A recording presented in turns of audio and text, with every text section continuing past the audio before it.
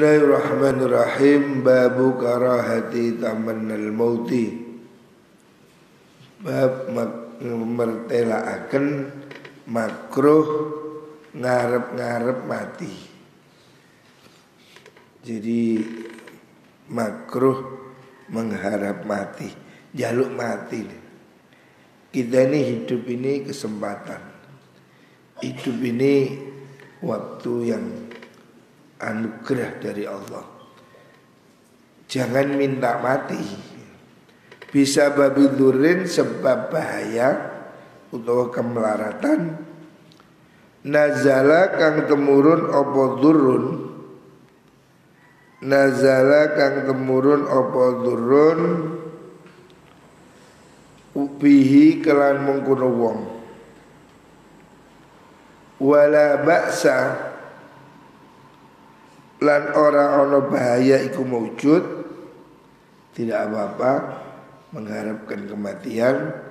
Bi khaufil fitnati krana wedi fitnah. Kalau memang takut fitnah ya, cobaan. Fitini ing dalam agama. Kalau karena takut fitnah di dalam agama itu boleh.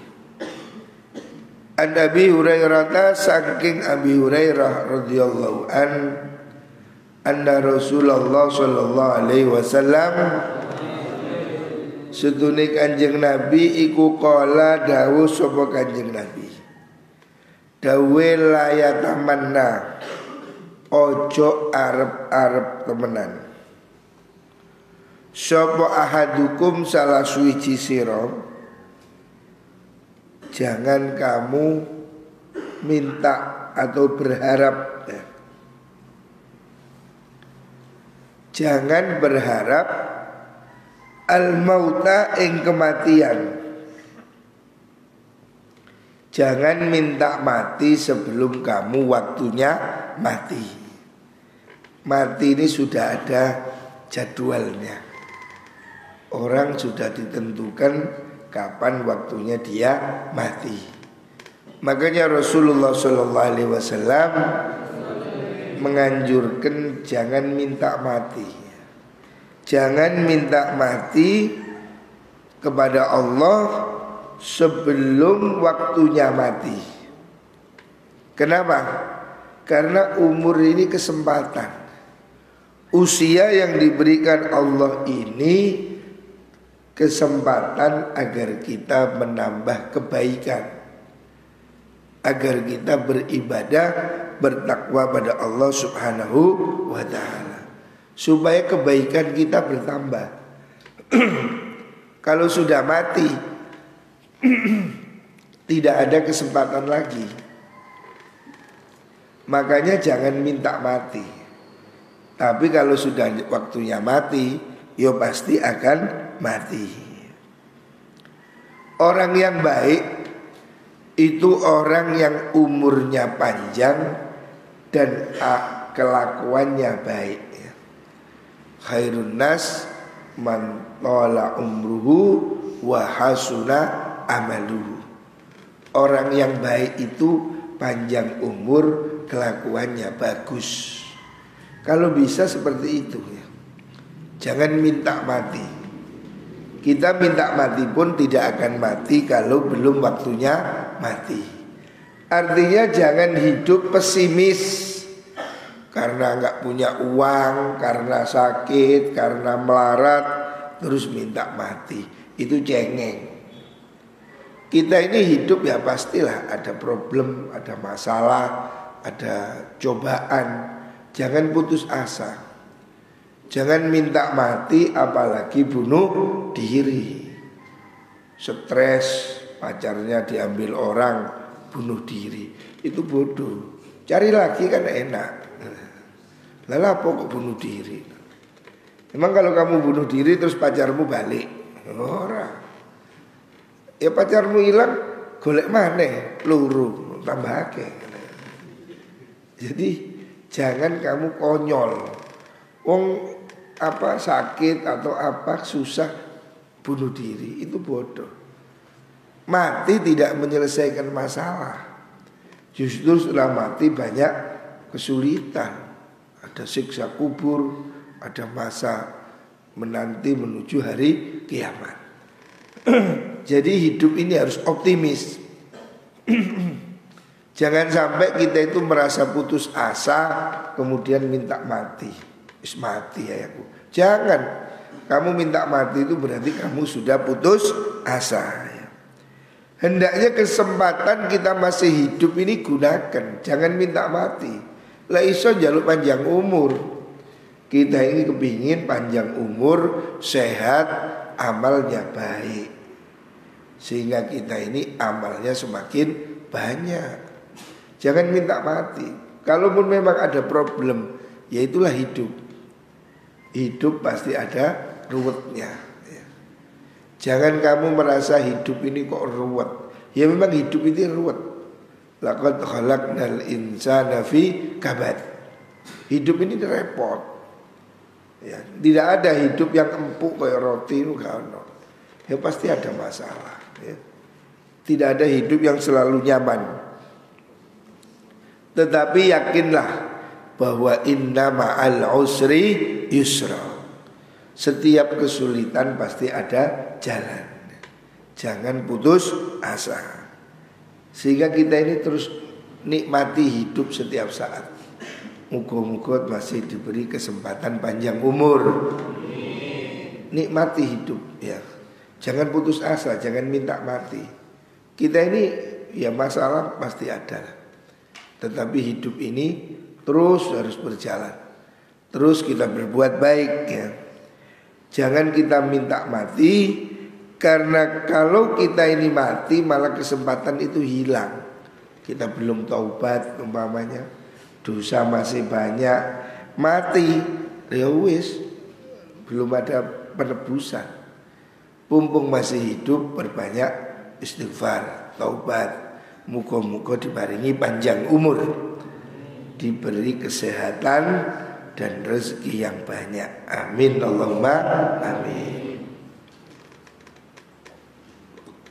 Imma muhsinan, ono kalane wong iku wong kang gawe bagus sapa ahad, fala allahu menawa ahad iku yazdadu, tambah-tambah sapa ahad, sapa muhsin. Wa imma musian, lan ono kalane kang gawe ala,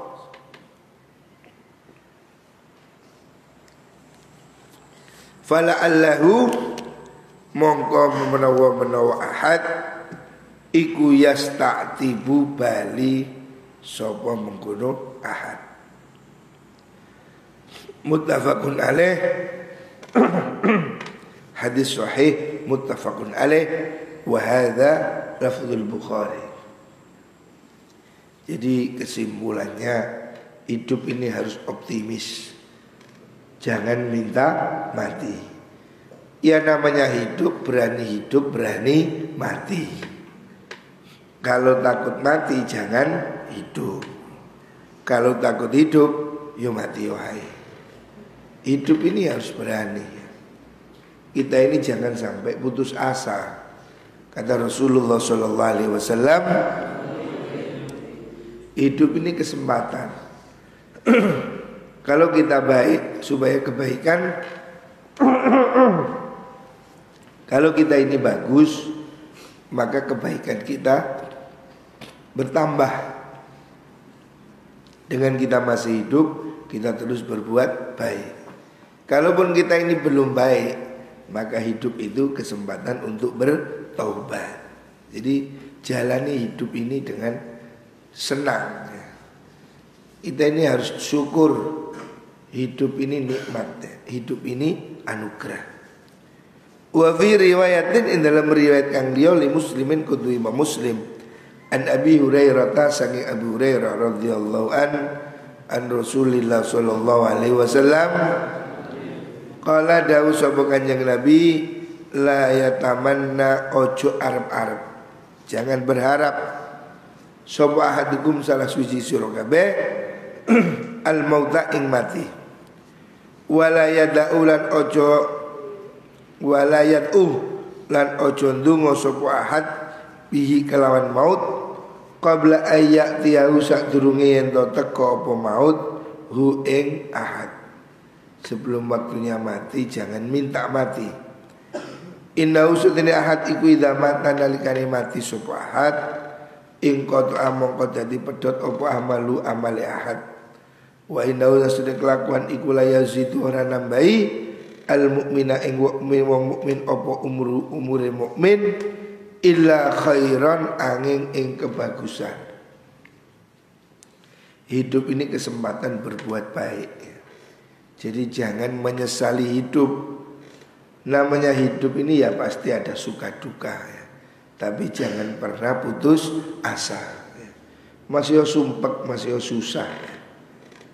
Pasti ada jalan keluar ya. Kalau kamu yakin bersama Gusti Allah ya. Kita ini menjadi sedih, menjadi susah karena jauh dari Gusti Allah. Kalau kita itu dekat dengan Allah, insya Allah ya, pastilah tidak takut, tidak sedih. Sebab kita hidup bersama yang maha kuat. Untuk apa takut kalau kita bersama Gusti Allah. Wan Anasin saking sahabat Anas radhiyallahu an qala dawu sapa Anas qala dawu sapa Rasulullah sallallahu alaihi wasallam la yatamannayanna ahadukum la yatamannayanna ojo arep-arep temenan sapa ahadukum salah suci sira kabeh al mauta ing mati. Jangan sekali-kali kamu minta mati. Wala lidurrin krono bahaya asoba kangenani apa durrun hu ing mengkono ahad. Jangan kamu berharap kematian. Kalaupun kamu mendapatkan kesulitan, kesedihan, musibah, jangan minta mati. Jangan minta mati. Lewahe mati, mati dewe. Fa ingkana lamun ono sapa ahad iku la buddha ora kena ora iku fa'ilan nglakoni. Kalau memang dia itu betul-betul sudah terpaksa kepingin mati, jangan minta mati, tapi redaksinya dirubah. Faliyakul mongko becik ngucap sapa man Allahumma do Allah ahyini mugi nguripaken panjenengan ni ing kula makanat selagine ana opal hayatu urip iku khairan luwih bagus limaring kula wa tawaffani lan mugi mateni bukan mateni apa mematikan sapa panjenengan ni ing kula idza kanat nalikane ana opal wafatu kematian iku khairan luwih bagus li kedue kula. Jadi kalau kita itu dalam kesusahan, dalam kesulitan, baik urusan dunia, ekonomi susah umpamanya atau sakit ya, jangan minta mati. Kalau kamu dalam kesusahan, kesedihan minta mati, berarti kamu sedang putus asa. Berarti kamu tidak nerimo dengan keputusan Gusti Allah. Kita sebagai mukmin ini harus nerimo qada qadar khairihi wa syarrihi minallahi ta'ala. Iku sapa ngantuk? Falak lo ngantuk. Iku sapa ngantuk? Tandingi falak ya. Hidup ini sudah diatur Gusti Allah. Baik buruk sudah diatur oleh Gusti Allah ya. Ini harus kita yakini bahwa semua ini ada skenario. Gusti Allah punya skenario. Kalau kamu minta mati, sakit minta mati, melarat minta mati, berarti kamu menunjukkan tidak rela dengan takdirnya Gusti Allah. Itu berarti kamu nggak mau nerima takdir. Tidak boleh ya. Kita ini hidup harus mau menerima takdirnya Gusti Allah. Siapa orang tidak rela dengan takdir keputusan Allah, silakan cari Tuhan selain Gusti Allah. Sebagai orang mukmin, ya kita harus nerima. Ya mungkin kita suatu saat sedih, sulit, sakit, melarat, kan duit ya. Itu sudah romantika hidup. Terimalah hidup dengan sukacita. Sing nerima. Kan duit ya alhamdulillah. Kan duit alhamdulillah. Nggih. Alhamdulillah kan duit gak keluyuran. Nah, kan duit sekarang didi. Kayak ngaji ae. Kan enak loh. Lek disyukuri. Lek kon ngerso loh, kan duit rek sumpek stres ya sumpek. Ya tetap sumpek tetap kan duit. Daripada begitu kan lebih baik kamu suka. Alhamdulillah kan duit bahagia. Lapo malaikat keluyuran tak ngaji ya. Loh, kan positif ya. Jadi sedih dan gembira ini tergantung cara kita menerima kenyataan. Kalau kita itu ikhlas, ya orang di penjara pun tidak apa-apa. Buktinya itu Buya Hamka di penjara menjadi pengarang kitab. Soekarno di penjara menjadi presiden. Di penjara pun kalau hatinya bahagia, positif. Tapi ada orang di penjara bunuh diri, stres, yono. Sama-sama di penjara. Jadi ada orang dari balik penjara melihat langit, kelihatanlah hidup ini indah. Satunya melihat tanah yang becek, ya sumpek. Jadi tergantung sudut pandang. Orang kalau dia bersyukur, tidak punya uang pun bersyukur. Tetapi kalau orang itu memang tidak bersyukur, kaya pun dia tidak bersyukur. Makanya jangan minta mati ya. Kalau memang kamu kepingin mati, umpamanya memang harus bosen urip ya, maka Rasulullah SAW memberi petunjuk, jangan minta mati, redaksinya harus diganti yang sopan. Bagaimana? Allahumma ini maka natil hayatu khairan minni. Ya Allah, hidupkan saya kalau hidup ini lebih baik bagi saya. Wa tawaffani idza kanatil wafatu khairan li, dan matikan saya kalau memang kematian itu lebih baik bagi saya. Ngono. Jadi Kanjeng Nabi mengajarkan yang benar. Jangan minta mati. Ya Allah matikan saya. Itu berarti kamu sedang putus asa. Kalau memang kamu itu gak tahan, loro umpamane, sakit berpuluh tahun, wis gak kuat, jangan minta mati. Doanya harus diganti. Kanjeng Nabi mengajarkan yang lebih bagus. Bagaimana? Ya Allah, hidupkan saya kalau hidup ini lebih baik. Mungkin jadi sembuh. Dan matikan saya kalau kematian itu memang lebih baik. Artinya pasrahkan hidup mati pada Gusti Allah ya. Jangan diatur sendiri. Allah ini yang maha benar ya. Hidup kita ini kalau kita atur sendiri ruwet ya. Sebab kita ini tidak ngerti apa yang terbaik bagaimana, kita tidak tahu. Tapi kalau Allah pasti benar. Makanya jangan sampai hidup ini lepas kendali dari Gusti Allah ya. Jangan hanya sibuk kerja, tidak berdoa.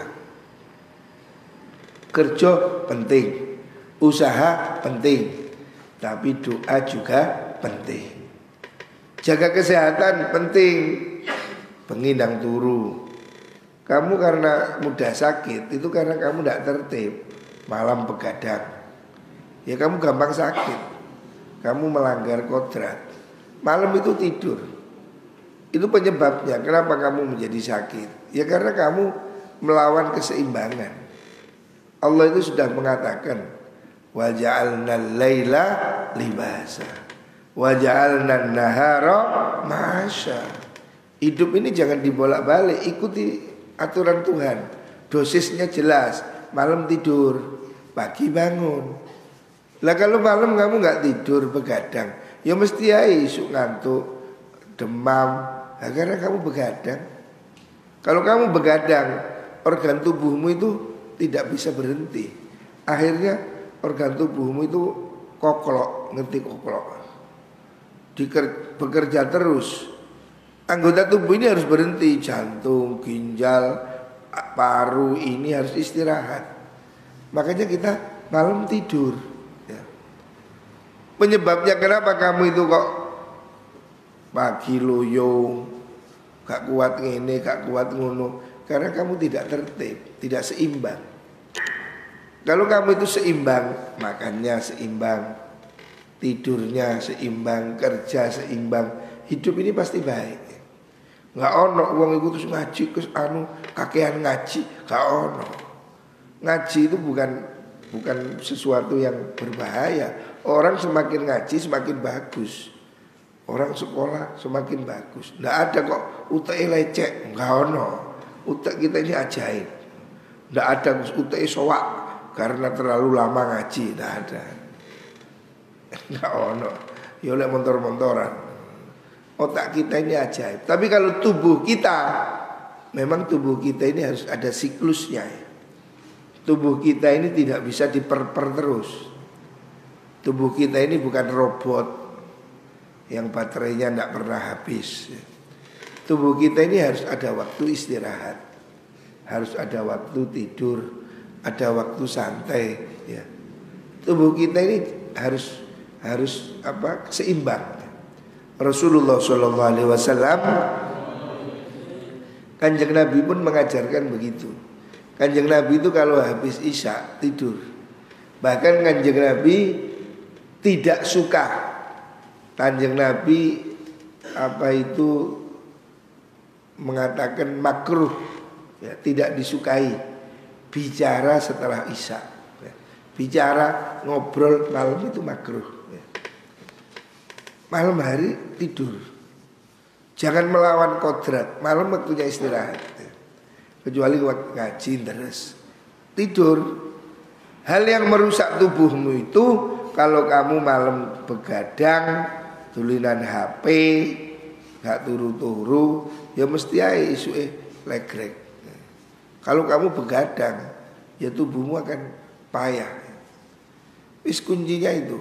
Pokoknya kalau kamu melawan ini, kamu tidak bisa. Dari kunci hidup sehat, kuat. Ya malam segera tidur, pagi segera bangun. Itu kuncinya. Kenapa kamu ada anak pagi gak sekolah, gak ngaji, pasti malamnya gak tidur. Kalau ada anak pagi kok ngerik-ngeriken, ngerti ngerik-ngeriken, yo dundang gelundung, pasti malamnya gak tidur. Kalau malam tidur, pagi mesti sehat.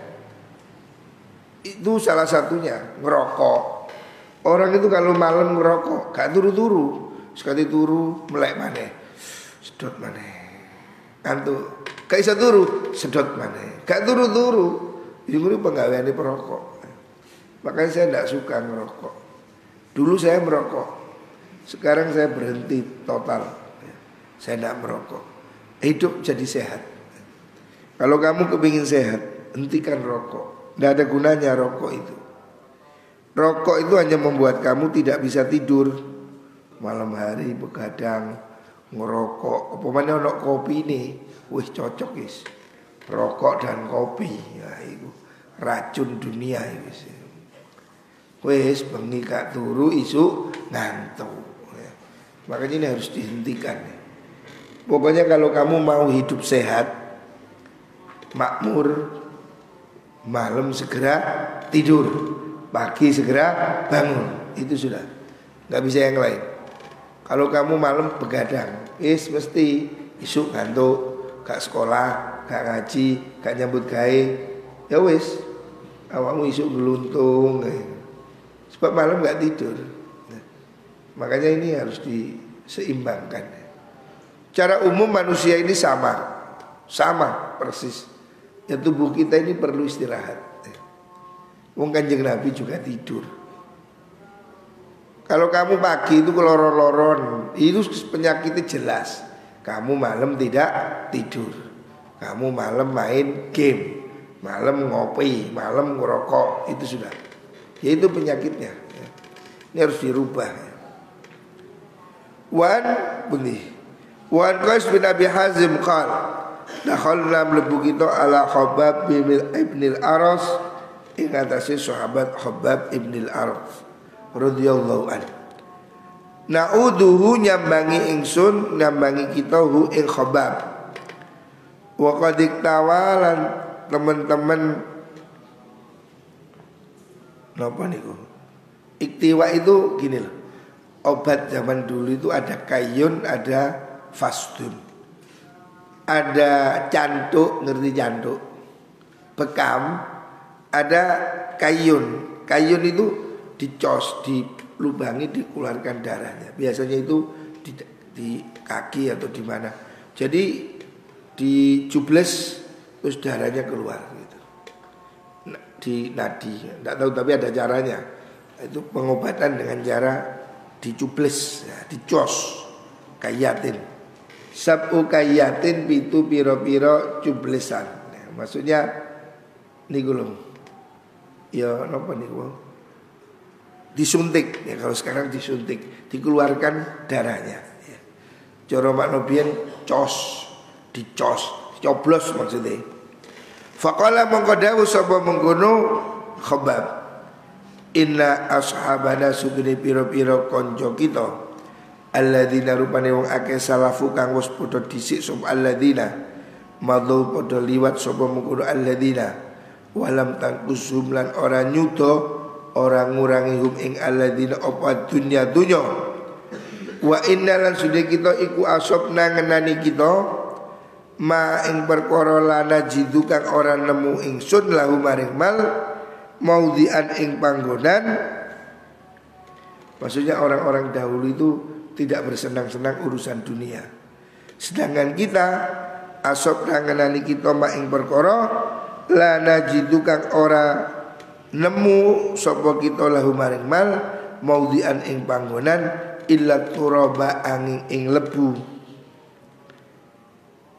Maksudnya apa yang kita kumpulkan dari harta itu tidak ada gunanya. Kita cuma akan dikubur di dalam tanah. Walaupun kita punya tanah 1000 hektar, kita paling hanya butuh 1 kali 2 meter. Ini maksudnya ibarat dari penyesalan.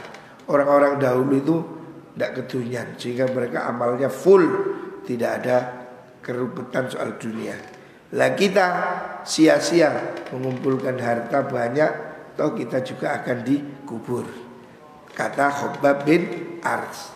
Khabbab bin Ars itu seorang sahabat yang memberi nasihat pada yang lain. Walaula anna nabiyya lamun ora ana sutune Nabi Muhammad sallallahu alaihi wasallam iku nahana nyegah sapa Kanjeng Nabi na ing kita anat wa ing yen ndonga kita bil mauti kelawan mati lada autu yakti ndonga sapa ingsun bihi kelawan maut. Seandainya tidak dilarang Nabi doa minta mati, saya ingin mati saja. Maksudnya Khabbab itu sangat tua. Dia sampai ya mengalami penyakit yang berat. Dia mengatakan ya saya ini kalau tidak dilarang Nabi doa mati, minta mati, saya akan doa minta mati. Summa ataina nulin nekani ingsun hu ing mengkono Khabbab maratan ing dalam ambalan ukhra kang liya wa huwa haluti Khabbab iku ya beni bangun sapa Khabbab haiton ing tembok lahu kedue Khabbab. Faqala mongko dawuh sapa Khabbab innal muslima sutini wong muslim iku layu jaru yakti den ganjar sapa muslim fi kulli syai'in ing dalam saben-saben suci yunfiquhu kang nafaqahaken sapa muslim hu ing syai' illa fi syai'in angin ing dalam suci-wici ya ja'alu kang dadiaken sapa kullun hu ing syai' fi hadat turabi ing dalam ikilah lebu, ikilah debu maksudnya napa niku ya bangunan itu. Muttafaqun alaih, ai hadzal hadis muttafaqun alaih. Maksudnya Rasulullah, bukan Rasulullah, sahabat Rasulullah sallallahu alaihi wasallam yang bernama Khabbab bin Arth. Khabbab bin Arth ini seorang sahabat Nabi yang sudah tua, tetapi dia tidak mau minta mati. Dia mengatakan, ya bagaimanapun hidup ini harus bertahan, sebab kita tidak boleh berdoa minta mati. Dan dia masih berikhtiar pengobatan dengan cara kayun itu, artinya obat dengan cara dicubles. Teknologi pengobatan pada masa itu belum mengenal infus, belum mengenal yang aneh-aneh. Pada zaman Rasulullah SAW pengobatan terkenal itu masih bekam, ya, di nama cantuk. Yang kedua itu di kayun, dicos, jadi dicubles terus darahnya keluar. Maksudnya mengurangi darah kotor. Cubles di tempat di situ ada pembuluh terus keluar. Tapi tentu ini harus dilakukan oleh orang yang ahli. Namanya fasdu, kayu ya, dicubles ya. Bahwasanya seseorang itu tidak boleh putus asa. Sahabat Khabbab bin Arth ini sudah sampai dicubles 7 kali. Artinya dia mengalami pengobatan coro sakniki, dioperasi lah 7 kali. Tapi dia tetap bertahan hidup. Artinya dia tidak minta mati gitu. Karena memang Nabi melarang orang itu minta mati. Jadi walaupun sakit ya ikhtiar berobat ya, jangan minta mati. Dan suatu saat sahabat yang Qais bin Abi Hazim ini ketemu Khabbab sedang bangun nukang. Terus ditanya, buat apa Pak? Dia mengatakan, semua orang itu akan dapat pahala dari apa yang dia lakukan. Maksudnya beliau ini tetap bekerja. Khabbab ini tetap, dia ini walaupun sudah tua tapi tetap energik, masih bekerja, bangun tembok ya. Artinya dia tidak putus asa gitu. Sahabat Khabbab bin Arth ini menjadi contoh. Dia ini orang sangat tua, sudah sakit-sakitan, tapi dia juga tidak minta mati. Dan dia masih produktif, dia masih bekerja, membangun sesuatu. Dan ketika ditanya, untuk apa kok bikin pagar, bikin tembok, dia bilang semua hal itu pasti dapat pahala. Artinya hendaklah hidup ini selalu optimis ya.